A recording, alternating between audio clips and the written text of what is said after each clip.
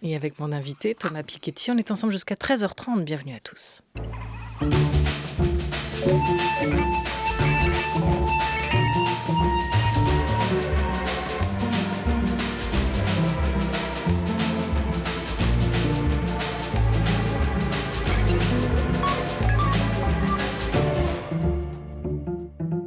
Une grande table des idées du lundi, programmée par Lucas Bretonnier et préparée par Laura Dutèche-Pérez. Bienvenue à tous si vous nous rejoignez maintenant. Et dans l'actualité des idées, aujourd'hui, nous parlons des inégalités. Viendrons-nous un jour à bout des inégalités ? Il parle, lui, d'une marche historique vers l'égalité qui n'est pas prête de s'arrêter. Dans un livre publié au Seuil, Une brève histoire de l'égalité. Un livre qui rassemble bon nombre de ses travaux parus jusqu'ici, en intègre d'autres, avec la volonté de faire court pour rendre cette histoire accessible. Car pour combattre les inégalités, encore faut-il comprendre les mécanismes qui les fondent. L'économiste Thomas Piketty, directeur d'études à l'École des hautes études en sciences sociales et professeur à l'École d'économie de Paris, auteur, vous le savez, du best-seller Le Capital au XXIe siècle, sorti en 2013, puis 6 ans après, de Capital et idéologie, est aujourd'hui notre invité. Bonjour Thomas Piketty. Bonjour. Est-ce que, vous le dites, nous serions sur une trajectoire positive si on se replace sur un temps très long, on en est là pour l'instant, mais on n'y est pas encore. Quelles sont, pour avoir un bref aperçu pour vous, les principales résistances en fait dans cette longue trajectoire qui nous amène plutôt vers du bon ? Oui, alors ce livre, c'est d'abord un livre d'histoire, de sciences sociales, mais c'est vrai que c'est aussi un livre optimiste, un livre de mobilisation citoyenne, parce que je pense qu'on a un peu besoin de messages positifs actuellement. C'est un livre très court, enfin beaucoup plus court que les précédents, qui peut vraiment se lire sans aucun bagage particulier, avec ce message optimiste, parce que c'est vrai que dans le long terme, il y a une marche vers l'égalité qui ne se fait jamais de façon linéaire, déterministe, qui est toujours un combat avec des retours en arrière, mais depuis, disons, la fin du XVIIIe siècle, avec 2 événements fondateurs qui sont la Révolution française et puis la révolte des esclaves à Saint-Domingue en 1791.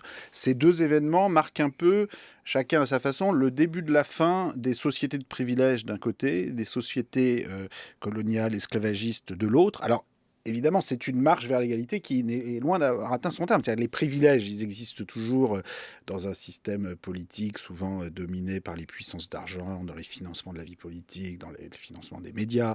Et puis, alors, pour ce qui est des inégalités nord-sud et des inégalités issues de l'esclavage, du colonialisme, les discriminations, le moins qu'on puisse dire, c'est qu'on n'est pas encore venu à bout. Néanmoins, sur tous ces plans, sur 2 siècles, il y a effectivement un mouvement qui s'est accéléré au cours du XXe siècle avec la montée en puissance de l'État social, de l'impôt progressif, qui connaît parfois des ratés, des retours en arrière.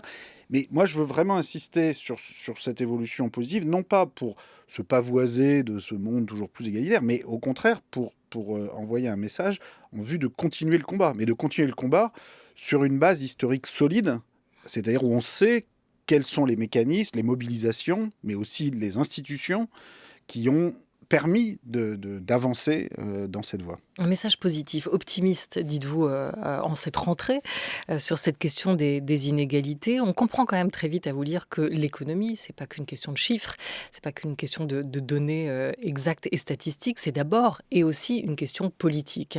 Et on le voit tout au long de cette histoire, on le voit aussi dans les solutions que vous proposez, dans cet avenir que vous dessinez.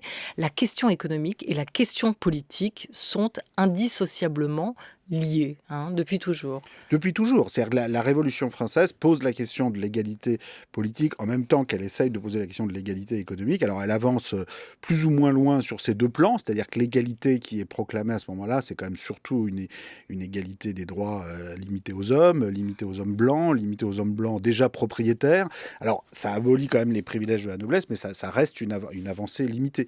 Mais de façon générale, ce que j'essaye de montrer, c'est que l'égalité est un combat qui peut être gagné et dans lesquels il y a toujours plusieurs trajectoires possibles qui dépendent avant tout des mobilisations, des luttes et aussi des apprentissages qu'on fait par rapport aux mobilisations, aux luttes précédentes, les débouchés institutionnels qui ont marché, qui n'ont pas marché. Mais c'est un combat. Si vous prenez la question de l'égalité femmes-hommes, le suffrage universel n'arrive finalement qu'en 1944, mais le combat a commencé bien avant. Et en fait, déjà au moment de la Révolution française, certains poussent dans cette direction. En 1919, la Chambre des députés vote une loi sur le suffrage universel aux femmes en 1919, sauf que le Sénat bloque la loi. Et il faudra attendre 1944, au moment d'ailleurs où le Sénat perd son droit de veto. C'est peut-être la différence la plus importante entre la Troisième République et ensuite la Quatrième et la Cinquième République, c'est que les socialistes communistes très présents dans l'Assemblée provisoire de 1944-1945 imposent le fait que le Sénat n'a désormais plus le droit de veto sur les législations sociales et fiscales, ce qui avait bloqué beaucoup d'avancées sur la question seulement de l'égalité femmes-hommes, mais de la sécurité sociale, de l'impôt progressif sur le revenu. Et cet exemple montre à quel point les questions politiques, institutionnelles, les questions de comment on organise la démocratie politique et les questions d'égalité sociale, économique sont effectivement intimement liées. C'est-à-dire souvent, c'est par des bouleversements des institutions politiques elles-mêmes qu'on parvient à débloquer la situation. Ça a encore été le cas, vous savez, la parité, aujourd'hui qui s'est développée pour les fonctions électives ou même pour l'accès de façon limitée aux fonctions professionnelles. Il y avait eu une première loi sur la parité qui avait été votée en 1982 par la majorité issue des élections de 81, alors qui n'était pas très ambitieuse. La loi disait il ne faut pas qu'il y ait plus de 75% de personnes d'un même sexe qui trustent les listes. Donc ça laissait que 25% pour les femmes, mais à l'époque on était à 15%, donc c'était vu comme un progrès. Patatras, le Conseil constitutionnel censure la loi en disant c'est une rupture du principe d'égalité. Il faut attendre 1999 pour qu'il y ait une réforme de la Constitution qui permette de mettre la parité dans la loi. Puis une nouvelle réforme de la Constitution en 2008 permettant également de mettre la parité sur le plan professionnel et pas simplement des fonctions électives. Donc tout cet exemple montre que voilà, ce sont des combats très lourds avec des forces conservatrices. Vous posez la question qui s'oppose. Oui, et j'y reviens. Là, alors, parce que c'est un bel idéal, l'égalité.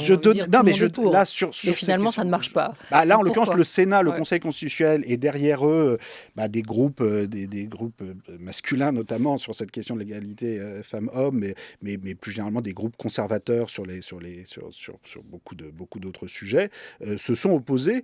Mais voilà, le fait qu'à un moment donné, ils réussissent à s'opposer, puis à un moment donné, finalement, la marche vers l'égalité, c'est quelque chose qui n'est pas écrit d'avance. C'est-à-dire, en France, ça aurait très bien pu se passer en 1919, en 1910 ou avant le suffrage universel. Donc ce sont à chaque fois des luttes, mais qui s'appuient aussi sur des débouchés institutionnels concrets. Alors, on l'a vu, déjà vous l'avez évoqué, cette trajectoire vers l'égalité, elle est loin d'être linéaire, on l'imagine bien. Et vous montrez dans ce livre, Une brève histoire de l'égalité, comment depuis les années 80, les inégalités de revenus, pour viser celles-ci spécifiquement, sont reparties à la hausse avec une dérégulation économique et financière qui a quand même favorisé les portefeuilles les mieux dotés, les plus gros portefeuilles financiers.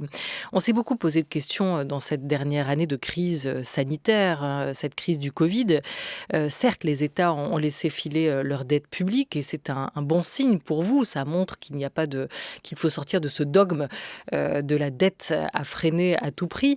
Mais la pandémie, elle a aussi aggravé les inégalités partout dans le monde. En France, 1 million de personnes seraient tombées dans la pauvreté et les fortunes les plus riches ont encore augmenté. En réalité, les inégalités ont continué à se creuser pendant cette période pandémique. Est-ce que quelque chose de bon peut advenir de cette sortie de crise pour vous, Thomas Piketty, aujourd'hui ?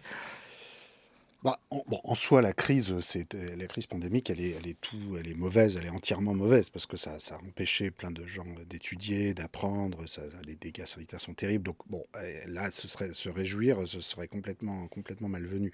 Après, ce que montre cette crise, comme la plupart des crises dans l'histoire que j'étudie sur les 2 derniers siècles, c'est que les conceptions économiques sont des conceptions à chaque fois historiquement datées et qui peuvent évoluer toujours beaucoup plus vite qu'on le croit. C'est-à-dire que sur la question de la dette publique, vous le mentionnez, mais aussi sur la question du rôle des banques centrales, voyez comment en quelques années, les conceptions dominantes sont complètement remises en cause. C'est-à-dire aujourd'hui, il y a quasiment un consensus sur le fait que les banques centrales devraient mettre des conditions sur l'action climatique des entreprises, voire sur la structure des salaires, l'action sociale des entreprises, des choses qui, si quelqu'un avait dit ça il y a 5 ans, il y a 10 ans, on lui serait tombé dessus en disant mais comment osez-vous penser une chose pareille ? C'est pas leur rôle, elles doivent rester strictement dans le monétaire, le financier. Et ça, c'est quelque chose de positif, comme vous le disiez. C'est-à-dire ça montre que les conservatismes peuvent être remis en cause par des événements. Je voudrais aussi dire que malgré la remontée des inégalités de revenus et de patrimoine qu'on observe, notamment à l'intérieur des pays, notamment à l'intérieur des pays riches depuis les années 80-90, 2 choses. Premièrement, aujourd'hui, la concentration des patrimoines reste quand même certes beaucoup plus faible que ce qu'elle était au XIXe siècle pendant la Première Guerre mondiale. Alors vous me direz, c'était extrêmement inégal à l'époque, donc c'est pas anormal. Mais je veux quand même insister sur ce mouvement de long terme parce qu'il faut le voir, en comprendre les raisons. Deuxièmement, vous avez eu depuis les années 80-90 une lente réduction des inégalités au niveau mondial, c'est-à-dire un lent rattrapage entre le Sud et le Nord, alors qui ne concerne pas tout le Sud évidemment, qui est tiré en grande partie par la Chine, mais pas seulement, c'est-à-dire qu'il y a aussi d'autres pays du Sud qui ont amorcé leur rattrapage. À l'échelle de l'histoire, de la longue durée, on est dans une trajectoire de sortie du colonialisme, dans le sens où les écarts au niveau international entre pays, les écarts nord-sud n'avaient pas arrêté de se creuser en fait depuis le début du 19e siècle jusqu'aux années 60-70, enfin jusqu'à la sortie en fait du colonialisme. Depuis les années 80, à l'échelle de la longue durée, on voit des pays autrefois colonisés qui développent des stratégies de développement en Chine, en Indonésie, en Inde, dans certains pays d'Afrique subsaharienne, à des rythmes très différents, et avec des nouveaux mécanismes de domination qui se mettent en place, où la Chine peut adopter face à des pays africains un peu les mêmes stratégies de mise en domination et d'organisation hiérarchique, centre-périphérie de l'économie mondiale qu'on avait à l'époque du colonialisme européen. Donc il ne s'agit pas du tout de dire qu'on est au bout du chemin. Dans une certaine mesure, on est maintenant un système économique qui est plus colonial, mais qui a des aspects de néocolonialisme dans la façon dont on prétend, par exemple, avoir une aide internationale vis-à-vis de pays où, en vérité, les flux sortants en termes de profits réalisés par les multinationales occidentales en Afrique vont être 4 fois plus importants que les flux entrants d'aide internationale. Donc c'est quand même un peu gonflé de parler d'aide au sujet de pays qui, en réalité, nous rapportent et nous bénéficient. Donc il y a des hypocrisies monumentales. Mais malgré tout ça, par rapport au point de départ, qui était l'organisation coloniale du monde, qui n'est pas si ancienne à l'échelle de la longue durée qui m'intéresse, là aussi, il y a un mouvement vers l'égalité qui est un combat, qui s'est fait par des guerres d'indépendance, qui s'est fait parfois par des affirmations nationalistes et le développement de puissances étatiques au Sud ou en Chine, qui ne sont pas forcément des modèles de transparence et de démocratie, mais qui participent aussi à leur façon imparfaite à un processus de rééquilibrage du monde et, oui, à une certaine forme de marche vers l'égalité, pour le coup, au niveau transnational, au niveau mondial. Alors j'en reviens à la séquence sanitaire, politique, économique que nous venons de traverser. Vous allez dire c'est cynique, mais il y en a certains pour qui le choc que nous avons vécu, éprouvé, n'a pas été suffisamment fort pour faire suffisamment bouger les lignes. Et je le disais, pour cette brève histoire de l'égalité, vous vous êtes aussi nourri des travaux des autres. Donc je vais vous demander peut-être votre position par rapport à ceux de Walter Scheidel, qui est historien autrichien, qui enseigne à Stanford, et pour qui la réduction significative des inégalités ne s'est produite dans le passé que dans des périodes de grands bouleversements violents, des guerres de masse, des révolutions, des faillites des États ou des fortes pandémies. On l'écoute à propos de cette crise que nous venons de traverser. Je ne pense pas que les inégalités seront réduites à cause de la pandémie, mais ça aura l'effet contraire. On l'a déjà vu.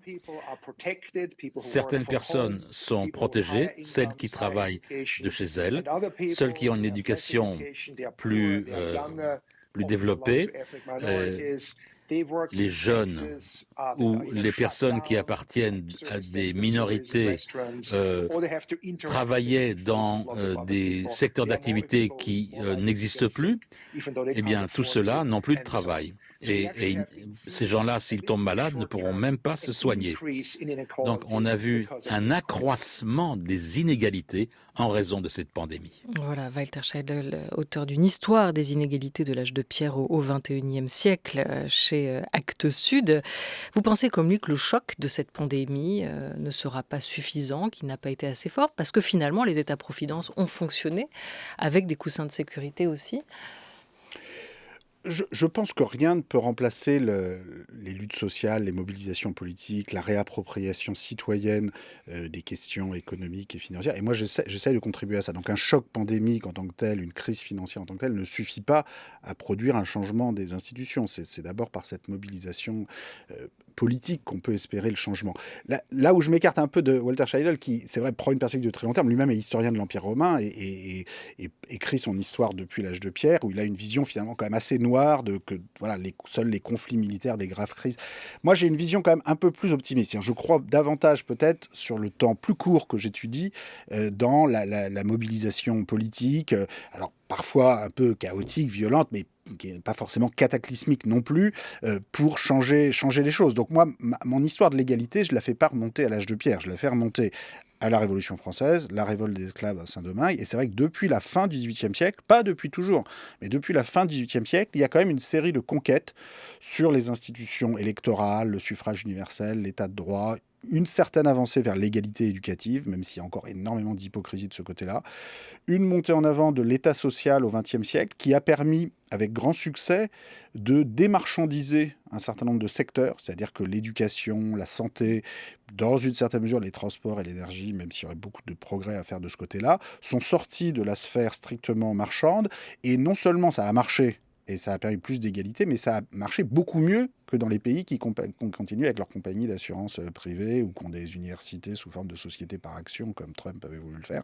Ça a été un désastre, parce qu'en fait, les comportements individuels des enseignants, des soignants, ou d'ailleurs de journalistes ou de personnes dans le secteur de la culture, quand il y a uniquement le motif de profit, le motif marchand qui est censé guider leurs actions, en fait, ça marche très mal, parce que ça détruit souvent des formes de comportements éthiques, coopératifs, qui sont en fait au cœur de la valeur sociale et économique produite dans ces secteurs. Donc cette montée en avant de l'État social au XXe siècle, qui s'est fait avec aussi la montée en avant de l'impôt progressif, parce que c'est ça aussi qui a permis de construire un sens de justice qui fait que les classes moyennes, les classes populaires, évidemment, contribuent au financement de l'État social. Ça ne peut pas venir uniquement du sommet de la société, mais on a quand même un système d'impôt progressif qui garantit que les sommets contribuent davantage que les classes moyennes et les classes populaires. Et c'est ça qui s'est un peu grippé depuis les années 80, à cause notamment d'une orientation qui pour moi est un peu l'erreur initiale, c'est la libre circulation des capitaux. C'est-à-dire la libre circulation des capitaux qu'on met en place à partir des années 80, 90, sans aucune contrepartie en termes d'impôts communs, de régulation, de transparence, de qui possède quoi dans quel pays, ça c'est vraiment ce qui nous a mis sur une pente qui va vers toujours plus de séparatisme fiscal, social de la part des plus riches, et qui fait qu'aujourd'hui on est dans une situation qui, par certains côtés, n'est pas très loin de ce qu'on avait à la veille de la Révolution française. C'est-à-dire qu'on a, à la veille de la Révolution française, vous savez, on a un groupe, la noblesse, qui échappait à l'impôt, et l'État monarchique s'endettait de plus en plus, parce que comme il ne réussissait pas à payer ceux qui auraient pu payer, et ceux les plus modestes, on avait assez de payer, c'était impossible de compter les impôts, il y avait cette fuite en avant vers la dette. À un moment, il a fallu trouver une solution, ça a été les États généraux, ça a été l'abolition des privilèges. Eh bien, ça se finira de la même façon cette fois-ci aussi, c'est-à-dire qu'à un moment donné... L'abolition des privilèges. Oui, mais alors les privilèges cette fois-ci sont différents, c'est-à-dire qu'on a une, pour dire les choses clairement, une classe de multimillionnaires, de milliardaires transnationaux qui sont au moins tout aussi égoïstes que la noblesse d'Ancien Régime, et qui à un moment donné vont devoir être mis à contribution. Donc ça, c'est quand même une partie non négligeable du problème qu'il y avait à régler à la fin du XVIIIe siècle, et s'imaginer que les choses soient complètement différentes aujourd'hui est une illusion. Donc moi, j'essaye de montrer que voilà, parfois l'histoire peut se répéter, à une échelle là, plus vaste, internationale, avec des institutions à construire, des coopérations internationales à construire, qui sont différentes, mais qui, à nouveau, c'est un combat qui peut être gagné. Ce qui a été décidé cette année, par exemple, sur la taxation des multinationales, c'est quand même intéressant. Alors, il y a d'énormes limitations. Qu'est-ce qui a été décidé cette année ? Alors, il y a le taux minimum de 15% sur les profits des multinationales dans les paradis fiscaux. Alors, ça reste très insuffisant. Le taux de 15% est très insuffisant. Et surtout, peut-être la plus grande insuffisance, à mes yeux, c'est le fait que c'est essentiellement les pays du Nord, entre eux, qui se partagent les recettes qui sont actuellement basées dans des paradis fiscaux. Et les pays du Sud sont complètement laissés de côté. Et ça... C'est l'initiative de l'OCDE, à laquelle est notamment sont opposés certains pays de l'Union européenne, certains pays européens. C'est le cas aussi de Dublin, de l'Irlande, qui s'y oppose principalement. Pour vous, c'est à échéance 2023, que ça devrait pouvoir s'appliquer. Si tous les pays, les États arrivent à un accord, c'est une bonne solution, en tout cas une bonne piste, mais insuffisante. C'est un début de commencement de quelque chose, donc c'est toujours mieux que de rien faire du tout. Sauf que, à nouveau, 15%, c'est très insuffisant parce que, vous voyez, une petite et moyenne entreprise ou un ménage de classe moyenne, de classe populaire, il ne peut pas aller s'inventer une filiale en Irlande ou dans un paradis fiscal pour avoir le taux de 15%. C'est un taux minimum, le 15%. Oui, mais si vous laissez... Oui, mais il faut absolument le remonter. C'est-à-dire, il faut que chaque pays, en fait, individuellement... Moi, je plaide dans ce livre et dans d'autres écrits pour une forme de souverainisme universaliste, c'est-à-dire un souverainisme où chaque pays, chaque communauté politique prend ses responsabilités pour aller vers plus de justice avec des cibles universelles de justice, c'est-à-dire ça consisterait là dans l'exemple qu'on vient d'évoquer vis-à-vis de l'Irlande, de dire écoutez, vous voulez rester à 15%, dont on pense que c'est insuffisant par rapport à toutes les sociétés, d'ailleurs aussi bien états-uniennes qu'européennes, parce que c'est aussi L'Oréal, Total qui vont avoir des profits dans les multinationales dans ce pays-là. Donc nous, on va les taxer à 25%.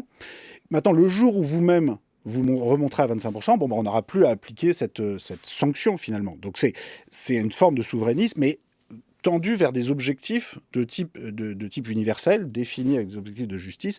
Et je reviens là-dessus, avec partage des recettes avec les pays du Sud, en fonction, au moins une partie des recettes pesant sur les acteurs économiques les plus prospères de la planète, qu'il s'agisse des multinationales ou des milliardaires, doivent être partagées avec les pays du Sud sur une base de droit, c'est-à-dire pas sur une base d'aide qu'on rediscute chaque année, mais sur une base de droit en fonction de la population des pays. Pourquoi ? Parce que chaque citoyen de la planète devrait avoir un droit minimal au développement, à l'éducation, à la santé, et aussi parce que la richesse des pays riches, l'enrichissement occidental, n'existerait pas sans les pays pauvres. C'est-à-dire sans le système de division internationale du travail et d'exploitation des ressources naturelles et humaines au niveau planétaire, il y aurait jamais eu de révolution industrielle, il n'y aurait jamais eu d'enrichissement, d'ailleurs ni pour la Chine aujourd'hui, ni pour les pays européens hier. Et donc, si on ne partage pas ces recettes, franchement, on va vers une situation où les choses vont nous péter à la figure. C'est-à-dire que les défis climatiques, migratoires, si on ne repense pas le droit au développement de chaque pays, de chaque population, on va vers un mur. Oui, ça c'est important aussi parce qu'en termes de santé, d'éducation, on vit plus longtemps. Tous ces succès, cette régression, cette baisse des inégalités, ils ne sont pas que le fruit des révoltes ou des luttes sociales, ils sont aussi simplement le fruit du progrès, d'un progrès scientifique alimenté aussi par cette manne-là. En ce sens, vous avez une lecture qui est quand même très politique là-dessus. Alors pourquoi cette question des inégalités, elle ne mobilise plus tant que ça dans la rue ? On va revenir avec le mouvement Occupy Wall Street à cette question. Si les gens qui se sentent concernés par les inégalités de salaire et ce capitalisme sauvage font entendre leur voix, alors ça pourra faire une différence. Et quand d'autres personnes nous verront, alors on pourra envoyer un message.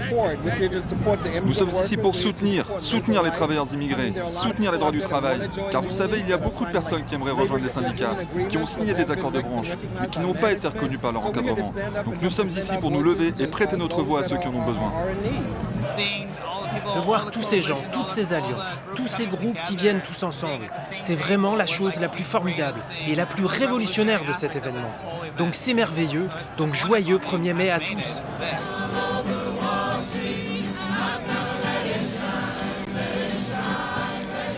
Occupy, c'était il y a 10 ans environ. Est-ce que vous diriez, c'était quand même une démobilisation importante sur la question financière et économique, mobilisation citoyenne. Quel effet a eu ce mouvement, cette mobilisation-là ? Je pense qu'il a eu des effets. C'est-à-dire que le fait que les États-Unis, maintenant, aient quand même tourné le dos au reaganisme, on voit là les politiques de Biden pour essayer de réinvestir dans les infrastructures publiques du pays, éducatives, les transports. Alors, il y a eu l'autre réaction qui a été la réaction républicaine de Donald Trump, consistant à pointer comme coupable des inégalités la Chine, les Mexicains, les immigrés. Alors ça, c'est le côté, le repli identitaire. Mais on voit aussi que du côté démocrate, avec Biden, il y a eu une réaction. Il faut rappeler que Sanders, Elizabeth Warren, à eux deux, avaient pratiquement autant de voix que Biden. Et dans la jeunesse, et quand je dis la jeunesse, c'est en dessous de 50 ans, vous aviez une grande majorité pour ces deux candidats, malgré un système médiatique qui était quand même très, très violemment biaisé en faveur du candidat plus centriste, disons, qui était Biden. Donc dans la jeunesse états-unienne actuellement, vous avez tout un segment qui voudrait encore plus que ce que fait Biden actuellement, un réinvestissement public pour un développement plus inclusif. Vous avez en même temps un conflit identitaire extrêmement violent sur des personnes de différentes origines, blanches, noires, latinos, qui est attisé par une partie des responsables politiques républicains. Et c'est évidemment un souci, un sujet qui nous concerne également en Europe. Mais en même temps, à long terme, si vous voulez, la réponse nationaliste ou identitaire peut faire beaucoup de dégâts quand elle arrive au pouvoir, évidemment, mais elle ne résout pas les problèmes. Elle ne résout pas les problèmes sociaux, et Trump n'a réduit aucune inégalité en Amérique. Ça ne résout pas les problèmes climatiques, évidemment. Et à la fin des fins, quand vous avez une crise pandémique, là où on a besoin de services publics, on a besoin d'hôpitaux, un candidat nationaliste ou identitaire comme Trump finit quand même par lasser. Et donc, à la fin des fins, moi, je pense que la voie du repli nationaliste et identitaire ne gagnera pas ou ne gagnera pas très longtemps. Et donc, ce qui me semble important aujourd'hui, c'est d'essayer de redévelopper une alternative sur comment continuer finalement cette marche vers l'égalité. Parce que les choses ont commencé il y a 2 siècles déjà. Donc, cette évolution, il y a beaucoup d'acquis. Il faut aller beaucoup plus loin.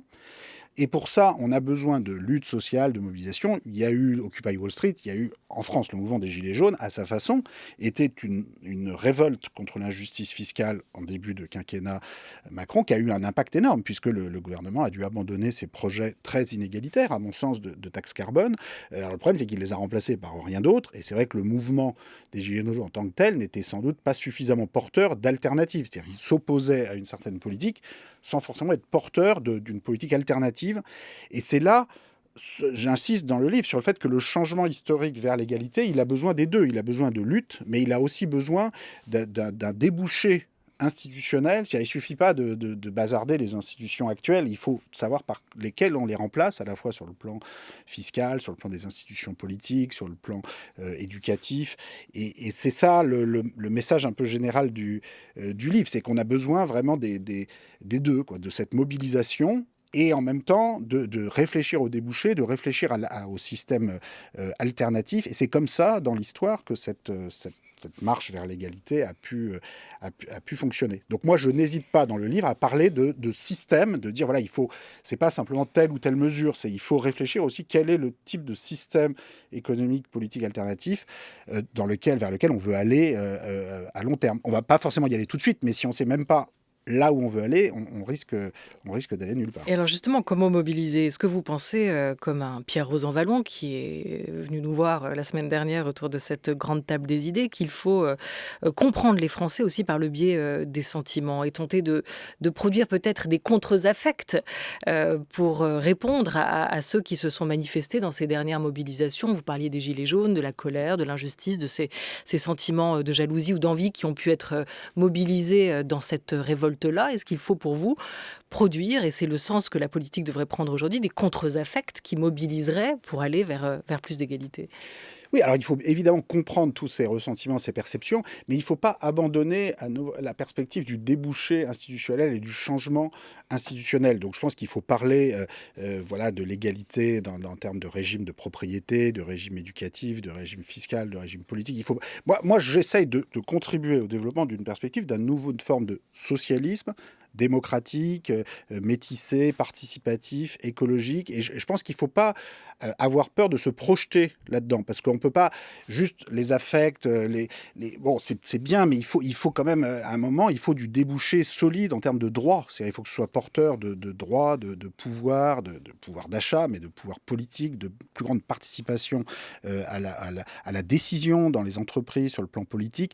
Donc voilà, il faut se placer quand même dans cette progression qui, selon moi, peut reprendre le terme de socialisme démocratique. Bon, d'autres voudront trouver d'autres termes, mais voilà, il ne faut pas abandonner cette discussion sur les systèmes institutionnels et sur le type d'alternative, finalement, au capitalisme qui aujourd'hui, a déjà été transformé sur la longue durée considérablement, mais voilà, on a besoin de continuer cette transformation et de se situer dans ce cours historique. Une brève histoire de l'égalité vient de paraître au Seuil. Thomas Piketty, économiste, est notre invité jusqu'à 13h30. France Culture, la grande table, Olivia Gesbert.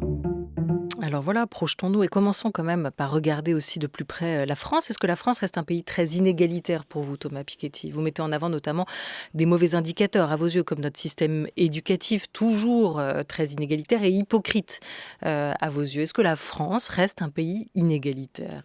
Oui, chaque pays a ses hypocrisies. Alors en France, la palme de l'hypocrisie, c'est sans doute le fait qu'on arrive dans le système éducatif de l'enseignement supérieur à investir 3 fois plus de ressources par étudiant qui va en classe préparatoire dans les grandes écoles que dans les étudiants qui vont dans les filières universitaires moins sélectives, moins bien dotées, alors même que le premier groupe d'étudiants est socialement beaucoup plus favorisé que le second. Donc on a réussi à inventer un système d'enseignement supérieur en toute bonne conscience, républicaine comme il se doit. On investit 2-3 fois plus de ressources par étudiant chez des groupes qui sont socialement plus favorisés que les premiers. Donc ça c'est quand même vraiment la palme. La solution, c'est pas de retirer des ressources aux classes préparatoires, aux grandes écoles, mais de porter le niveau d'investissement dans l'enseignement supérieur au même niveau pour tous les étudiants. Et là, je voudrais rappeler quand même un gâchis énorme de ce quinquennat, mais aussi du quinquennat précédent, c'est qu'en fait, l'investissement par étudiant, enfin concrètement la dépense éducative publique par étudiant, a baissé en France de plus de 10% sur les 10 dernières années. C'est-à-dire que les budgets totaux de l'enseignement supérieur ont légèrement progressé, mais le nombre d'étudiants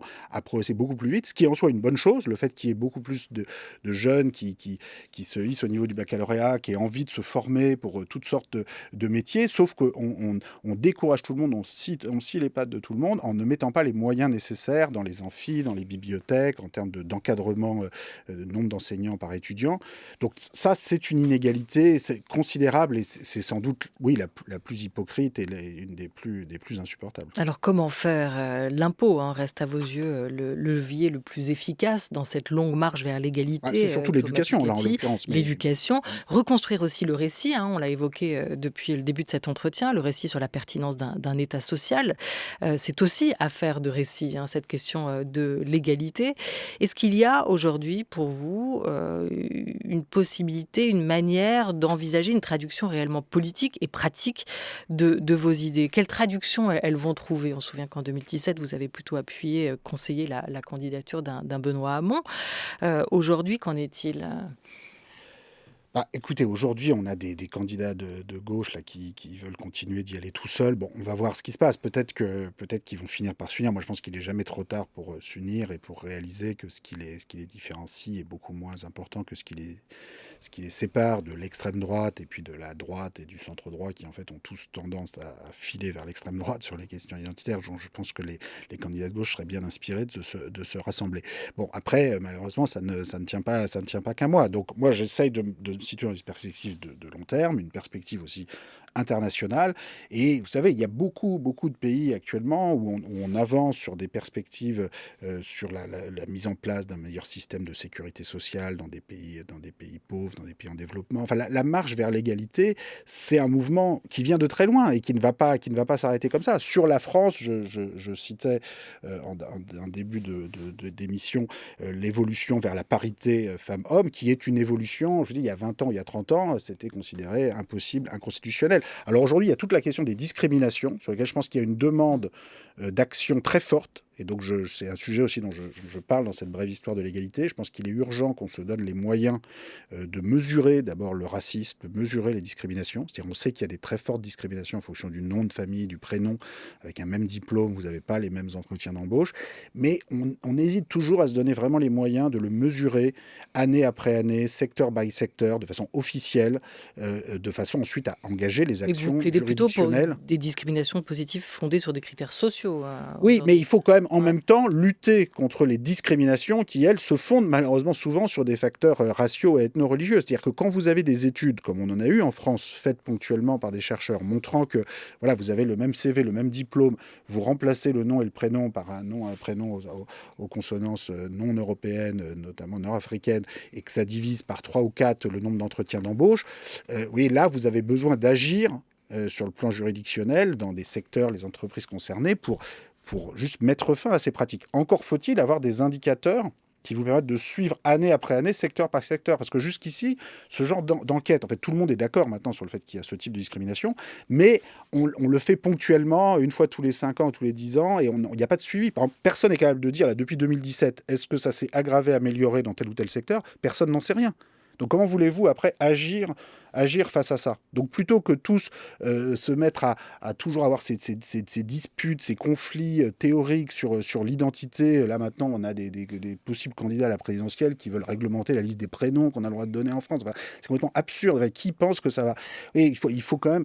S'intéresser aux choses Voilà, sérieuses. il faut s'intéresser aux choses sérieuses. On ne va pas changer les noms de famille et les prénoms de toute la population pour régler ces problèmes-là. Il faut simplement apprendre aux différents acteurs et aux employeurs que voilà, on ne peut pas faire certaines choses sur la base du prénom, du nom, et on a besoin d'aller vers cette égalité d'accès à l'emploi. Nom de famille, Piketty, prénom Thomas, une brève histoire de l'égalité. Votre nouvel essai vient de paraître au Seuil. Merci beaucoup à vous d'avoir été avec nous. Merci. La Grande Table, une émission réalisée par Thomas Beau avec aujourd'hui Nasser Moussaoui.